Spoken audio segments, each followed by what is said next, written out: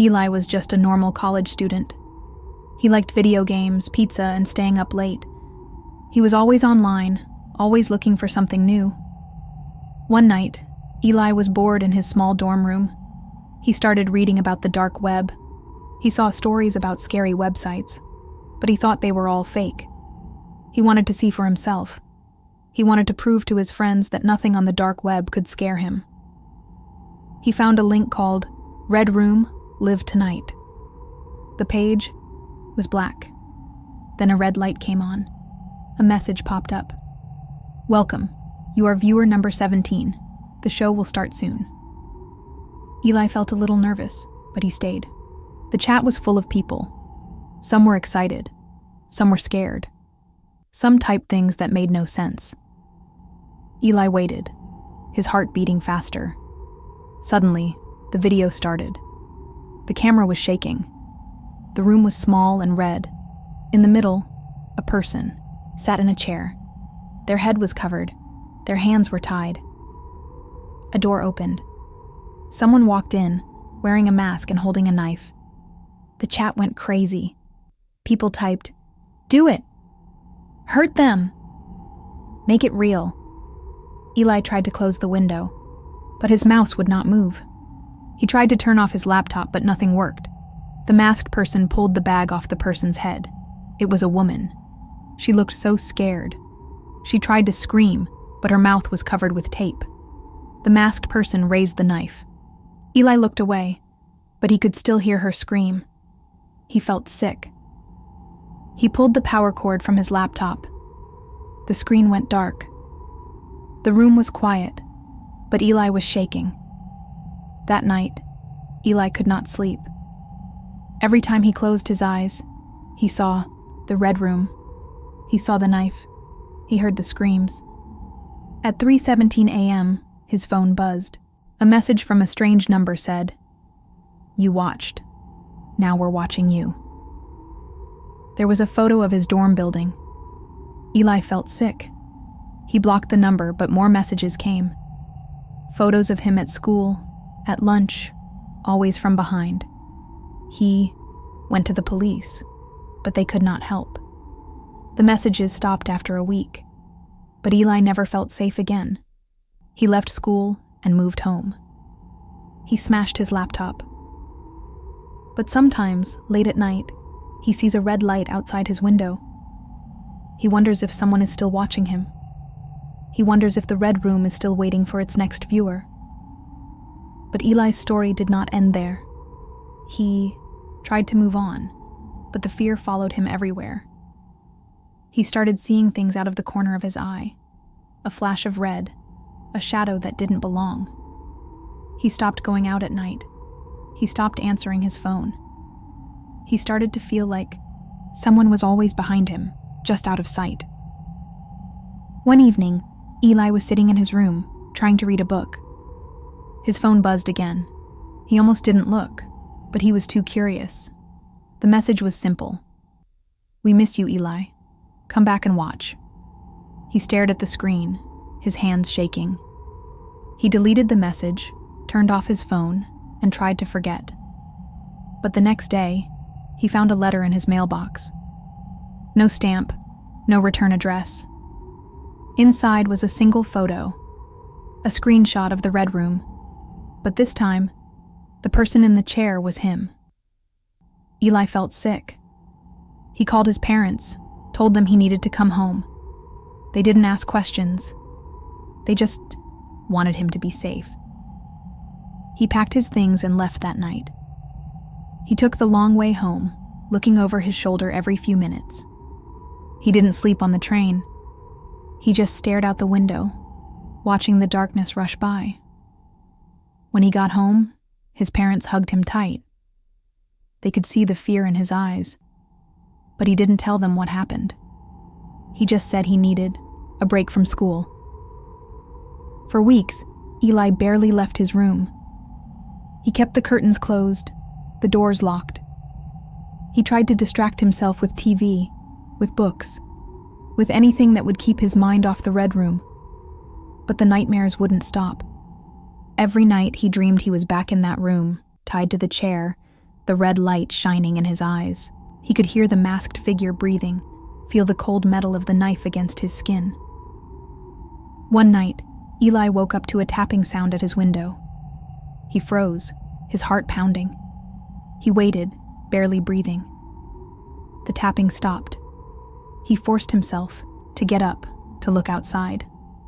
There was nothing there, just the empty street, the quiet night. But on the window, written in red marker, were the words, "We're still watching." Eli moved again, this time to a different city, a different life. He changed his name, got a new phone, a new laptop. He never went near the dark web again. But sometimes when he's alone, he feels like someone is watching him. He sees flashes of red in the corner of his eye.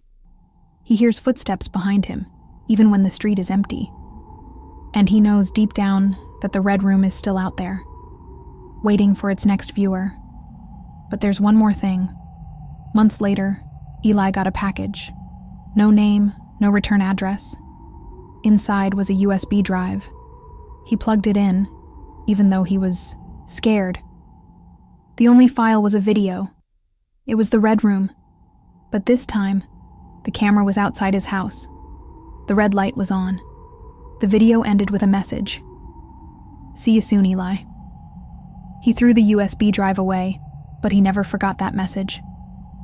He never forgot the feeling that someone, somewhere, was always watching. Story 2. The Hidden Market. Maya was an artist. She loved to draw since she was a child. She would spend hours with her pencils, making pictures of animals, trees, and people. But now, Maya was grown up, and life was not easy. She lived in a small apartment in a big city. She worked at a coffee shop, but the money was never enough. Her rent was late. Her fridge was almost empty. She felt lost and alone. One night, Maya sat at her old desk, looking at her drawings. She wished someone would buy her art. She wished she could make a living doing what she loved. She remembered hearing about the dark web, a place where people sold things in secret. She had never tried it before, but she was desperate. She wanted to see if someone out there would pay for her art. Maya downloaded a special browser and found a hidden market. The website was dark and strange. People were selling all kinds of things: old coins, rare books, even secrets.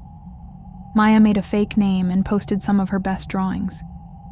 She wrote, "Original art for sale, any request, any style." She hoped someone would notice her. The next morning, Maya checked her messages. She had one new message. The user's name was Collector Threen. The message said, "Your art is beautiful, but I want something special." Maya felt a little excited. Maybe this was her first real customer. She replied, "What do you want me to draw?" Collector 13 sent her a photo. It was a woman, tied up and crying.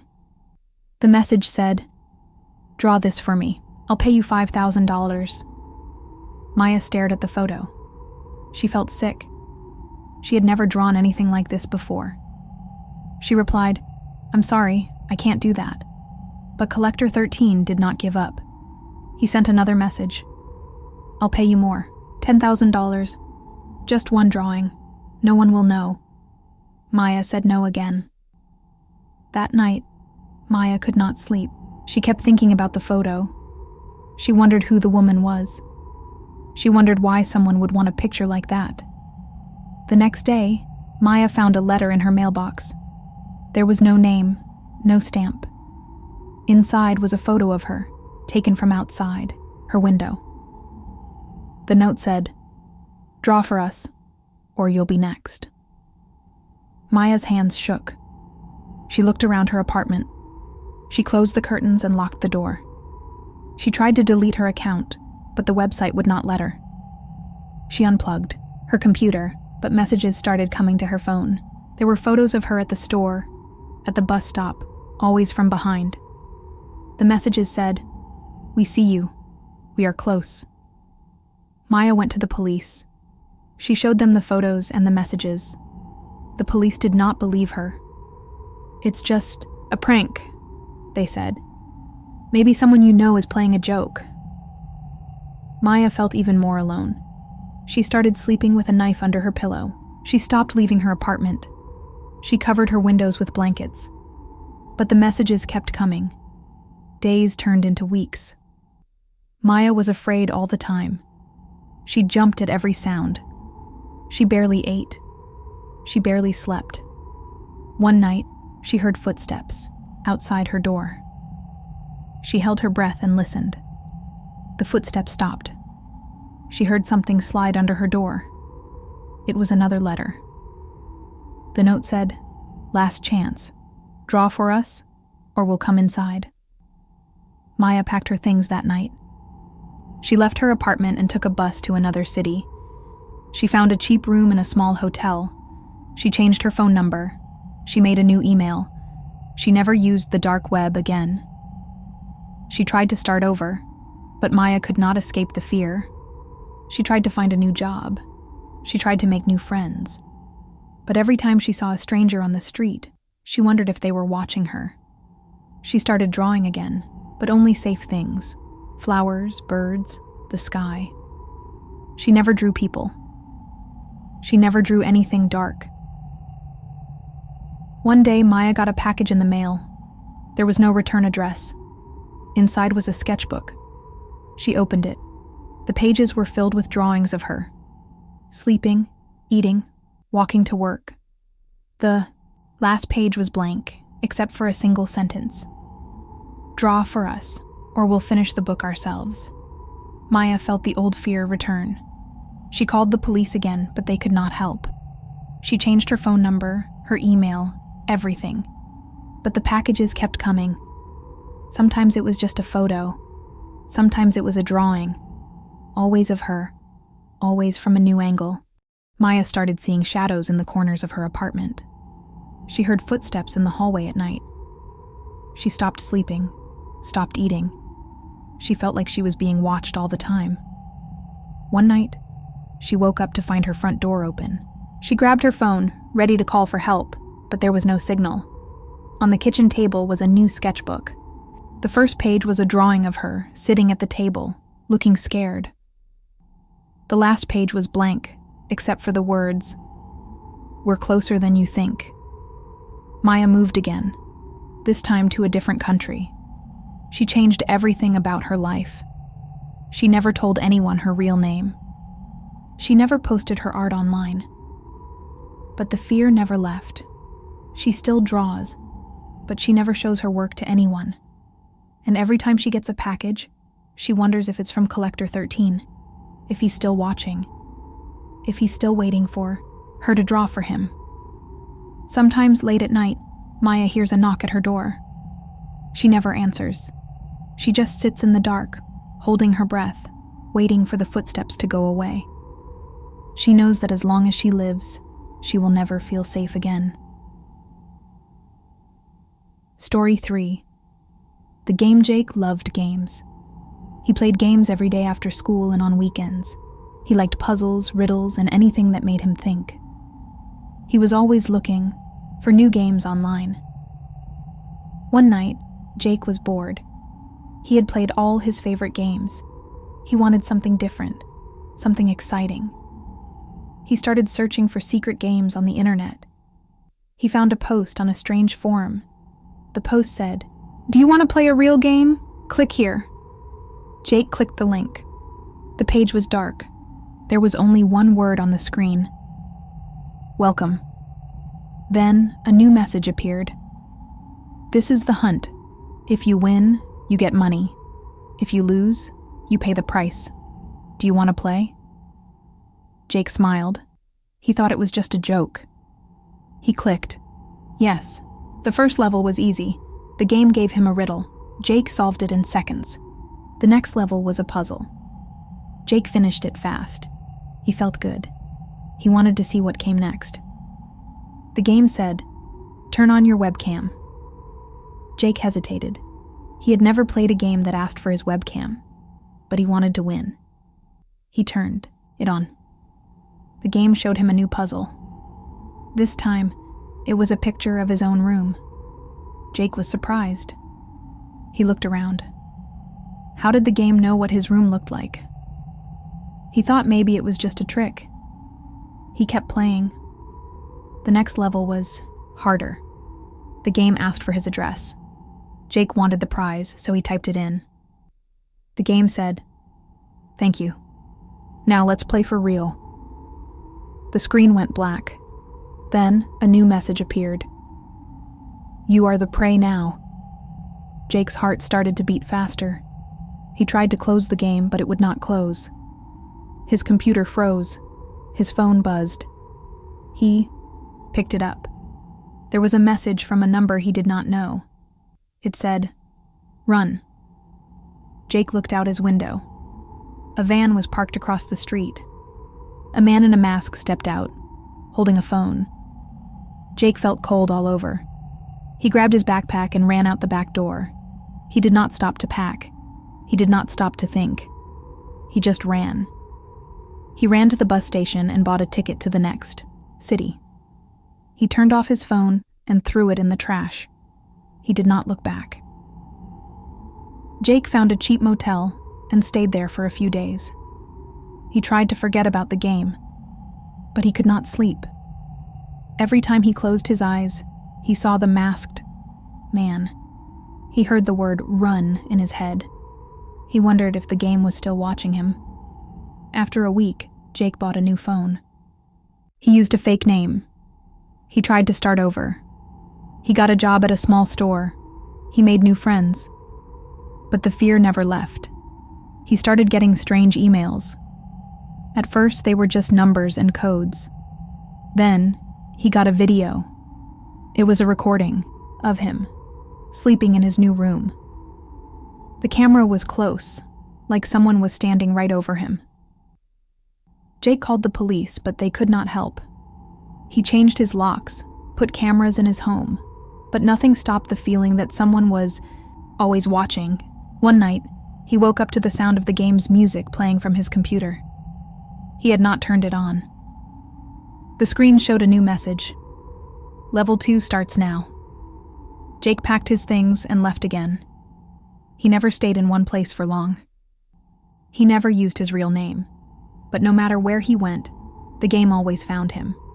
Sometimes, he would get a text that just said, "Found you."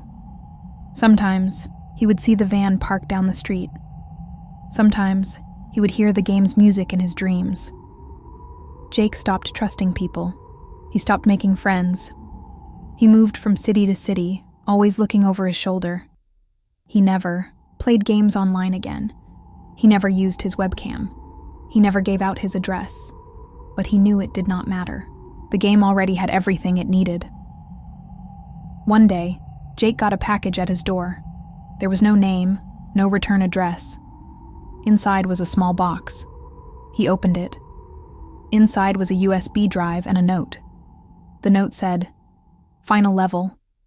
Jake plugged in the USB drive. The only file was a video. It showed him sitting at his desk, playing the game for the first time. The camera zoomed in on his face. Then, the screen went black. The last message said, "Game over." Jake threw the USB drive away. He moved again, this time to a new country. He changed everything about his life. But the fear never left. Sometimes when he is alone, he hears the game's music. He feels like someone is watching him.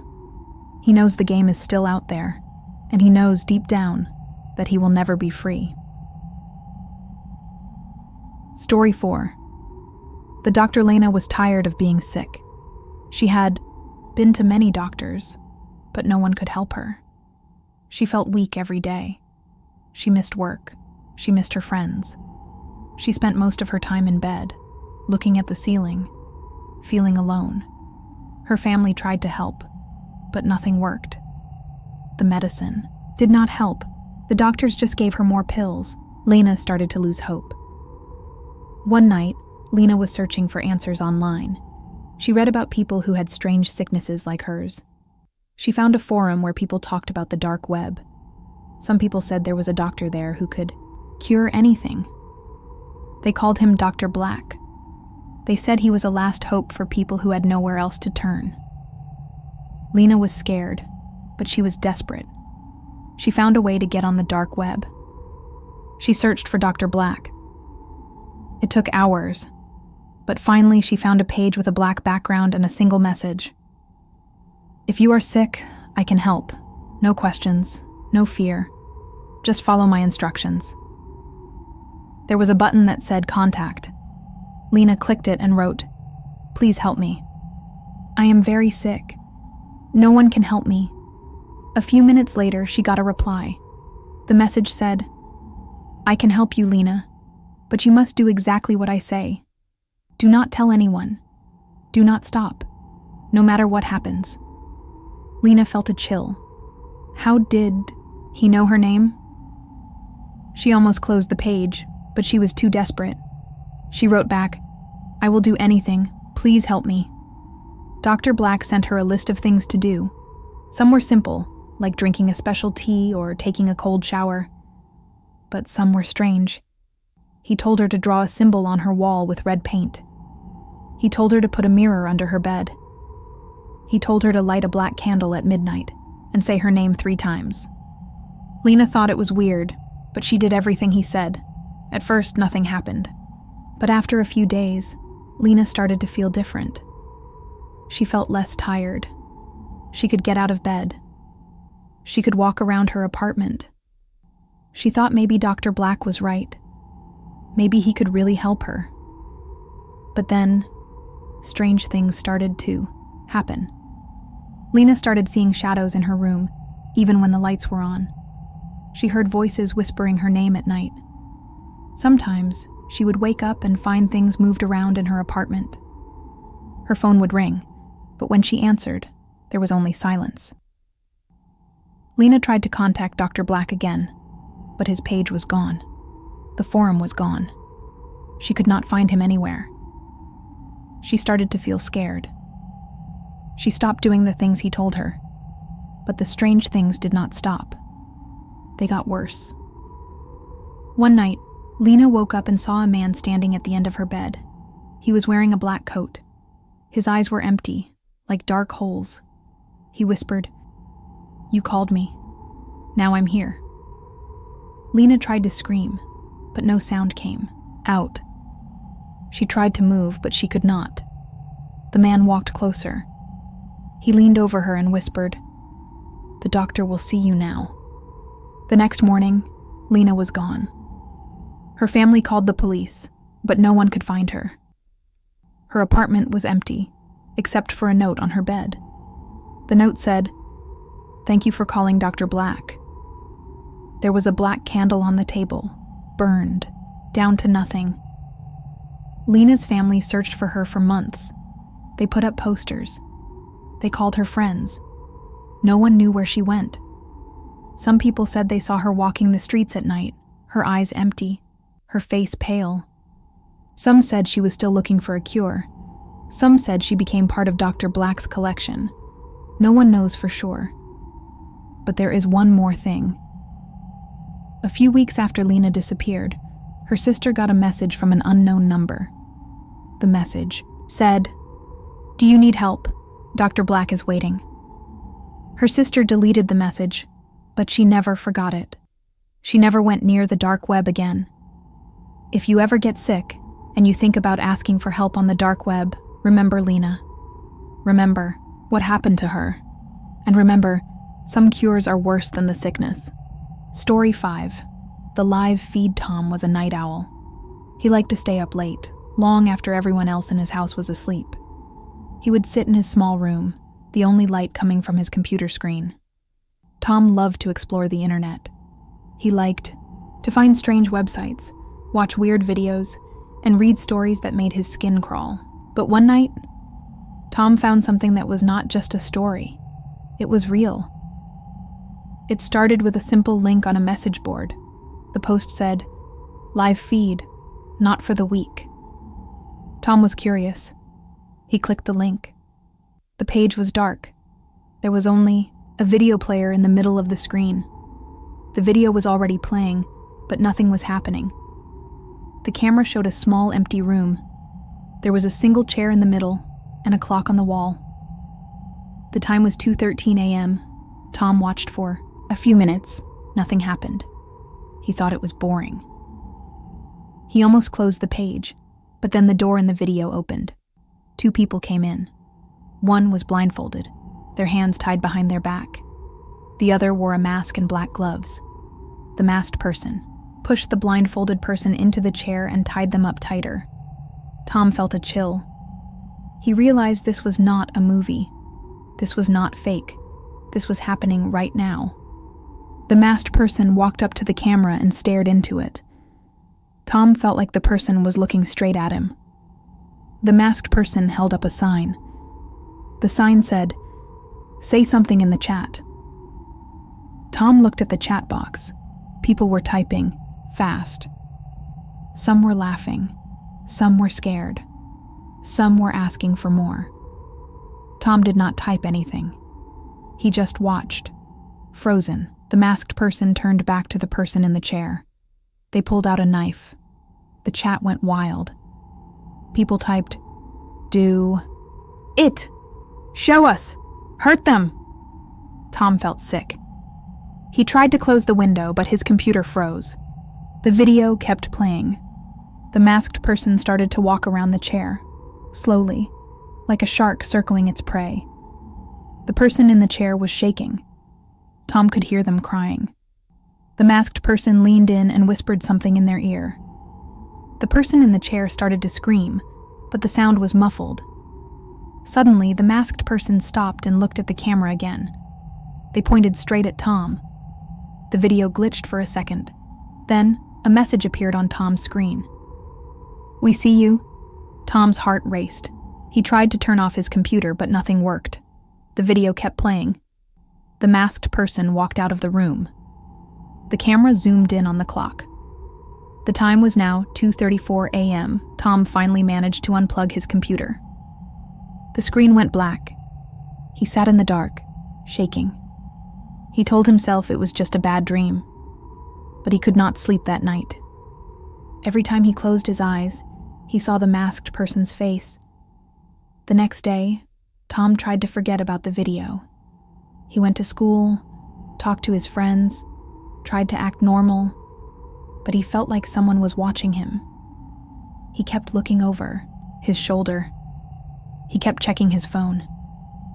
A week later, Tom got a package in the mail. There was no name, no return address. Inside was a USB drive. Tom's hands shook as he plugged it into his computer. There was only one file. He clicked it. The video started. It was the same room, the same chair, the same clock. But this time, the person in the chair was Tom. He watched in horror as the masked person walked into the room. The masked person leaned close to the camera and whispered, "We see you, Tom." The video ended. Tom threw the USB drive away. He tried to tell his parents, but they did not believe him. They said it was just a bad dream, just a scary video. But Tom knew it was real. He started to see the masked person everywhere. In the store, on the street, in his dreams. He stopped sleeping. He stopped going out at night. Tom moved to a new city, changed his name, but the packages kept coming. Each one had a new video. Each one showed him, in a different room, always tied to a chair, always waiting. Tom started to lose hope. He felt like he could never escape. The live feed was always watching. Sometimes late at night, Tom hears a knock at his door. He never answers. He just sits in the dark, holding his breath, waiting for the footsteps to go away. He knows that as long as he lives, he will never feel safe again. He knows that somewhere, someone is still watching him, and he knows that the live feed never ends. Story 6. The lost child Sarah loved her little brother Ben. He was only 8 years old, with big brown eyes and a smile that could light up any room. They lived with their mom in a small house on a quiet street. Sarah always looked out for Ben. She walked him to school, helped him with his homework, and read him stories at night. But one day, everything changed. It was a Saturday morning. Sarah woke up and went to Ben's room, but he was not there. His bed was empty. His favorite toy was on the floor. She called his name, but there was no answer. She ran to her mom, and together they searched the house, the yard, and the street. Ben was gone. The police came. They searched everywhere. They asked questions. They put up posters with Ben's picture. Days passed, then weeks. There was no sign of Ben. Sarah felt like her heart was breaking. She could not eat. She could not sleep. She just wanted her brother back. One night, Sarah was sitting in her room, looking at Ben's photo. She remembered something she had read online, a place on the dark web where people talked about missing children. She knew it was dangerous, but she was desperate. She wanted to do anything to find Ben. Sarah found a way to get on the dark web. She searched for hours, reading stories and posts from people who had lost someone. Most of the posts were old, but one was new. It said, "I know where your brother is." Sarah's hands shook as she replied, "Please tell me. I will do anything." A few minutes later, she got a message. It said, "Watch this." There was a link. Sarah clicked it. A video started. The screen was dark at first, then a small light came on. She saw Ben, sitting on the floor in a dark room. He looked scared. He was crying. A voice whispered, "Pay or you'll never see him again." Sarah started to cry. She begged the person to let Ben go. The voice replied, "Send money. If you tell anyone, he will disappear forever." Sarah did not know what to do. She did not have much money, but she sent everything she had. She waited for another message. The next day, she got another video. Ben was still in the dark room. He looked even more scared. The voice said, "Not enough. Send more." Sarah tried to get more money. She sold her phone, her laptop, anything she could. She sent the money, but the messages kept coming. More demands, more threats. Sarah tried to trace the messages, but she could not. She went to the police, but they could not help. They said the videos could be fake. They said she should stop answering. But Sarah could not stop. She just wanted her brother. Beko! One night, Sarah got a final message. It said, "It's too late." She screamed and cried, but there was nothing she could do. The next day, the police found Ben. He was sitting alone in a park, staring at the ground. He would not speak. He would not look at anyone. He just rocked back and forth, holding his knees. Sarah ran to him and hugged him, but Ben did not hug her back. He just stared at the ground. The doctors said he was in shock. They said he might never talk again. Sarah took Ben home. She tried to help him. She read him stories, made his favorite food, but nothing worked. Sometimes, at night, Sarah would hear Ben whispering in his sleep. He would say, "Don't go to the dark web. Don't go to the dark web." Sometimes she would find strange drawings under his bed. Pictures of dark rooms, of masked people, of eyes watching from the shadows. Sarah never found out what happened to Ben in that dark room. He never spoke about it. He never smiled again. Sarah never went near the dark web again. She warned everyone she knew to stay away. She knew that some things on the dark web are worse than nightmares. She knew that some things, once seen, can never be forgotten. And sometimes, late at night, Sarah feels like someone is still watching her family. She checks the locks on the doors and windows. She keeps Ben close. She knows that the dark web is still out there, waiting for the next lost child. You have heard the stories. You have listened to the truth about the dark web. Now, I want you to stop and think. Look around your room again. Is it still quiet? Do you still feel safe? Or do you feel like someone, somewhere, might be watching you? The dark web is not just a story. It is real.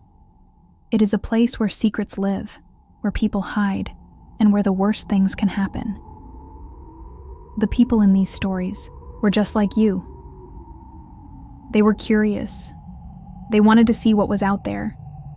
But what they found changed their lives forever. Maybe you think you are safe because you would never go to the dark web. But the truth is, sometimes the dark web finds you. Sometimes all it takes is one click, one message, one mistake, and suddenly you are the one being watched. You are the one who cannot sleep at night. You are the one who feels eyes in the shadows. The dark web is not a game. It is not a movie. It is not a place for fun. It is a place where nightmares are real. A place where you can lose yourself or someone you love forever. So, the next time you are online and you see a strange link or a message from someone you do not know, think twice. Ask yourself, is it worth it? Because once you open the door to the dark web, you might never be able to close it again. If you like these stories, please like and subscribe. Share your thoughts in the comments.